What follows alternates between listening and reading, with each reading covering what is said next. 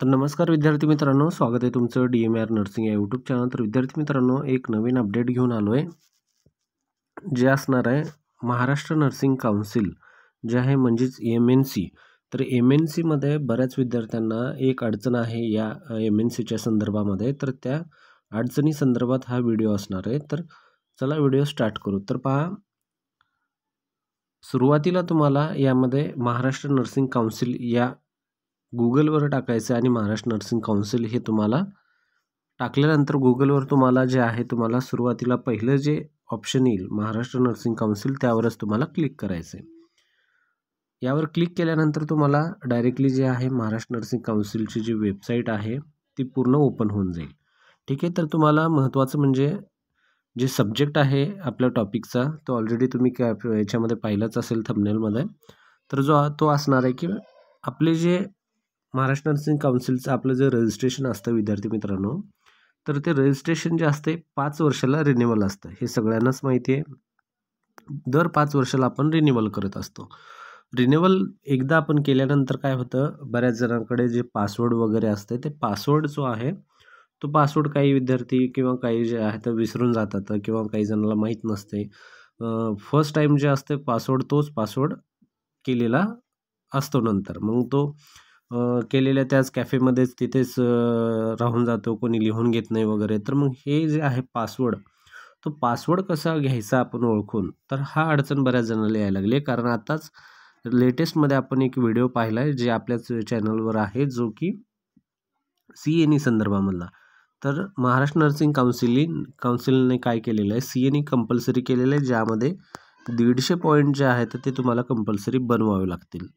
हे 150 पॉईंट जे आहे ते तुम्हाला 5 वर्षामध्ये कंपल्सरी करणं गरजेचं आहे. तर एका CNEमध्ये तुम्हाला जवळपास 5 पॉईंट असतील, का एका CNEमध्ये 1 असेल, कुठे 2 असतील, कुठे 10 असतील, कुठं 20 असतील. खूप कमी असेल रेअरली ज्या ठिकाणी तुम्हाला CNEचे 20 पॉईंट भेटतील.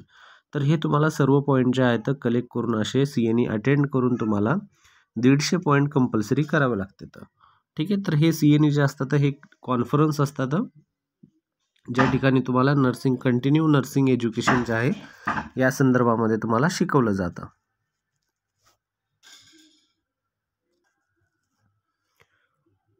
जे CNE असतात ते ऑनलाईनमध्ये येत असतात वेबसाईटवर ह्या महाराष्ट्र नर्सिंग काउन्सिलच्या. आणि आपलं टेलिग्राम आणि व्हॉट्सअप चॅनल आहे, ज्यामध्ये पण आपण अपडेट टाकत असतो. तर विद्यार्थी मित्रांनो, CNE करणं खूप गरजेचं आहे. आता आपण जस्ट ही माहिती वगैरे व्हिडिओ दिल्यामुळे बऱ्याच विद्यार्थ्यांना या संदर्भामध्ये समजायला लागले की CNEचं एक बऱ्याच अडचण येऊ शकतो भविष्यामध्ये. तर त्या संदर्भामध्ये काही जण असे आहेत आपले विद्यार्थी वगैरे किंवा सबस्क्रायबर आहेत, तर त्यांचा कमेंट यायला लागला होता आणि फॉलो पण त्यांचे बरेच कॉल पण येत होते की सर आमचा पासवर्ड जो आहे तो पासवर्ड आपल्याला शोधायचा आहे आम्हाला.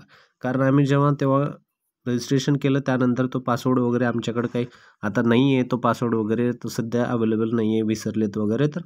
तर तो MNCचा पासवर्ड कसा काढायचा, खूप इम्पॉर्टंट हा टॉपिक आहे. कारण खूप जणांना या टॉपिक संदर्भामध्ये अडचण आहे, पासवर्ड एकदा गेल्यानंतर कसं काढायचं. तर हा खूप इझी आहे. या तुम्हाला महाराष्ट्र नर्सिंग काउन्सिलच्या वेबसाईटवर आल्यानंतर या ठिकाणी हे पूर्ण तुम्हाला हे अशा प्रकारची महाराष्ट्र नर्सिंग काउन्सिलची ही फ्रंट पेज आहे, जो फ्रंट व्ह्यू असणार आहे. यामध्ये तुम्हाला एकदा बऱ्याच जे कोणी नर्सिंगचा विद्यार्थी आहे किंवा नर्सिंग पास झालेला आहे त्यांना महाराष्ट्र नर्सिंग काउन्सिलचं वेबसाईट पूर्ण माहीत असणं खूप गरजेचं आहे.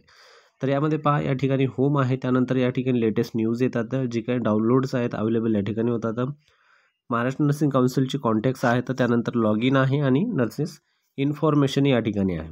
तर आपल्याला या ठिकाणी करायचं काय, तर ID वगैरे आणि पासवर्ड जे आहे ते आपल्याला शोधायचं. तर त्यासाठी आपल्याला कुठे जायचं आहे, तर या ठिकाणी पहा, पहिलं जे ऑप्शन आहे या ठिकाणी find UID user name password old nurses with registration number. तर पहा, या ठिकाणी आपल्याला रजिस्ट्रेशन नंबरच्या मार्फत आपल्याला युजर ID जो आहे UID जो आहे तो आणि पासवर्ड जो आहे तो शोधायचा आहे. या ठिकाणी ऑप्शन दिलेला आहे ऑलरेडी. तर पहा, या ठिकाणी रजिस्ट्रेशन नंबरचं सेक्शन आहे. ठीक आहे. तर तुम्हाला ऑप्शन पण बरेच आहेत यामध्ये बरेच ऑप्शन आहेत विद्यार्थी मित्रांनो, पण तुम्हाला सगळ्यात सोपं जे आहे एकदम सर्वात साधारण ऑप्शन जे आहे तुम्हाला यूज करू शकता तुम्ही तुमचं UID यूज करण्यासाठी, जो असणार आहे तुमचा युजर नेम पासवर्डच्या रजिस्ट्रेशनच्या मार्फत. तर या ठिकाणी आपण क्लिक करू. या ठिकाणी काय सांगितलं, find UID user name password old nurses with registration number. तर त्या ठिकाणी क्लिक केल्यानंतर जे पहिलं व्ह्यू येईल ते अशा प्रकारचं येईल, ज्यामध्ये तुम्हाला 3 ऑप्शन दाखवले जातील. ठीक आहे. पहिला आहे एंटर युअर रजिस्ट्रेशन नंबर, त्यानंतर एंटर रजिस्ट्रेशन डेट आणि त्यानंतर आहे ईमेल ॲड्रेस. तर या ठिकाणी जो आहे सुरुवातीचा अगोदर तो पाहून घेऊ. ऑप्शन काय सांगितलं आहे, एंटर युअर रजिस्ट्रेशन नंबर असं सांगितलेलं आहे. तर तो पहा, तुमचं जे आहे फर्स्ट टाईम ज्या सगळ्यांचं रजिस्ट्रेशन झालं असेल, ठीक आहे, फर्स्ट टाईम जेव्हा तुमचं रजिस्ट्रेशन होतं तेव्हा तुमच्याकडे रजिस्ट्रेशनचं सर्टिफिकेट येतं. सर्टिफिकेट आल्यानंतर तुमच्याकडे जे रजिस्ट्रेशन नंबर आहे तो रजिस्ट्रेशन नंबर असेल तुमच्याकडे, फॉर एक्झाम्पल XLV, ठीक आहे, अशा प्रकारचा नंबर असतो, ज्यामध्ये कोणाचं 22 असेल, काय 25 असेल किंवा मग जे काय असेल, हे अशा प्रकारचं रजिस्ट्रेशन नंबर आहे. XLV पुढे एक डॅश असेल, 00 असतील किंवा या ठिकाणी 01 असणार आहे किंवा 02 असेल, जे काही हे नंबर आहेत, ठीक आहे. तर हे नंबर जे आहेत, हे नंबर तुम्हाला जे काही तुमचं रजिस्ट्रेशन नंबर आहे या ठिकाणी तुम्हाला टाकायचं आहे. लक्षात असू द्या, बऱ्याच विद्यार्थ्यांना एक अडचण येऊ शकते. XLV-205 असेल किंवा 22 असेल, 27 असेल, जे काही आहे, तर यामध्ये एक डॅश असतं. तर हे डॅश तुम्हाला कंपल्सरी टाकावं लागेल, ती चूक नका करू. बऱ्याच जणाला वाटतं XLV-27 आहे म्हणजे हे डॅश टाकायची गरज नाही. नाही, तुम्हाला हे डॅश टाकावं लागेल, अन्यथा तुमचं ते होणार नाही रजिस्ट्रेशन. ठीक आहे.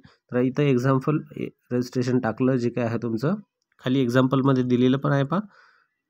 ठीक आहे, डॅश 10-2-23 10-2-3. ठीक आहे. तर अशा प्रकारचं जे काही नंबर आहे तुम्ही या ठिकाणी टाकल्यानंतर तुमचं रजिस्ट्रेशन डेट टाकायचं आहे. आता बऱ्याच जणाला रजिस्ट्रेशन डेट कुठं आहे हे जर माहीत नसेल तर त्यांच्यासाठी पहा, रजिस्ट्रेशन सर्टिफिकेट तुमचं असेल, तुमच्याकडे असणार आहे. रजिस्ट्रेशन सर्टिफिकेटवर तुमचं जे आहे त्या ठिकाणी डेट असते. ठीक आहे. तर त्या ठिकाणी तुमची डेट जी आहे ती अवेलेबल असते. तर तुम्हाला काय करायचं आहे, या ठिकाणी हे कॅलेंडर दिलेलं आहे. कॅलेंडरवर तुम्हाला काय करायचं आहे, व्यवस्थित तुमचा इयर सिलेक्ट करायचं. या ठिकाणी जे आहे इयर दिलेला आहे, हा इयरचा सेक्शन आहे पहा. या ठिकाणी इयर सिलेक्ट करायचं आहे, त्यानंतर मंथ सिलेक्ट करायचं आहे आणि डेट जी काय तुमची डेट असणार आहे या एवढ्या पोर्शनमधून तुमची डेट सिलेक्ट तुम्हाला करून घ्यायची आहे. हे तुमचं पूर्ण जे आहे रजिस्ट्रेशनची डेट सिलेक्ट करण्यासाठी प्रोसेस आहे.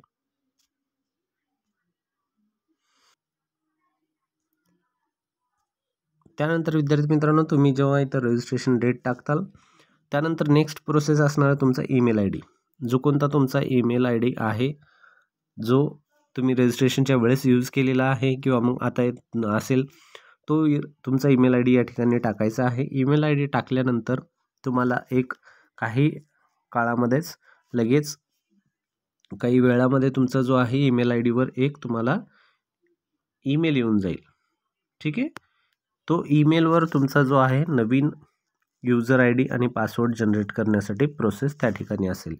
हे सर्व तिन्ही गोष्टी भरल्यानंतर